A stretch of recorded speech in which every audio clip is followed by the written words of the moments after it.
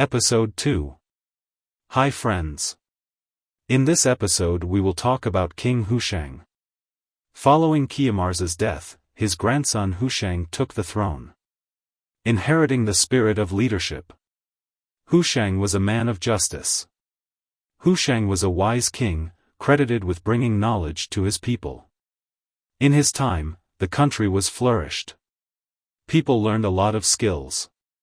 They learned to extract iron from iron stone. He was the first king who established the profession of smithery. Tools like saw and hammer were invented. He diverted water from rivers into plains for cultivation. Prior to this, human beings subsisted on fruits.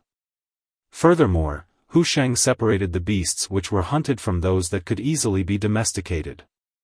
He introduced soft and comfortable furs as clothing. There is an interesting story about how he found fire, and this changed his kingdom and made it a more civilized place. One day, Hooshang went to the mountains with his court. There he saw a serpent. To kill the serpent, Hooshang picked up a big rock and threw it at the serpent. But the stone hit an iron stone and fire appeared. Hooshang believed this fire was a gift from God. He learned how to make fire this way. And then he taught his people how to make fire.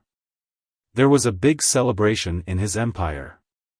People gathered around a big fire and had a good time. This festival was called Sada. People learned to domesticate animals like sheep, cows and horses. Hooshang's reign introduced peace, prosperity, plenty, and happiness. He died after ruling for 40 years. Hooshang had an intelligent son, Tahmoores, who was called the binder of demons. He sat on his father's throne and swore to preserve the customs his father had instituted. Tahmoores was a good king like his father. He called his wise counselors to him and spoke eloquently with them, saying, "Today the throne and crown, the treasury and army are mine. With my wisdom, I shall cleanse the world of evil. I shall restrict the power of demons everywhere and make myself lord of the world. Whatever is useful in the world, I will reveal and make available to mankind." In his time, people learned to make the thread. They made clothes and weaved carpets. Ranching flourished. He brought out the hidden virtues of things. And the world was astonished at his innovations. He said that men should praise God who had given mankind sovereignty over the earth's animals. Tahmoores taught his people to domesticate hawks and falcons for hunting. He had a secretary called Shahnameh. He was a man of wisdom and helped Tahmoores a lot. He was a man whose thoughts avoided all evil and who was universally praised. Fasting by day and praying by night. He was the king, star of good fortune. And the souls of the malevolent were under his control. When the demons saw this, many of them gathered in groups and murmured against him, saying the crown was no longer his. But Tahmoores learned of their sedition and attacked them, breaking their rebellion.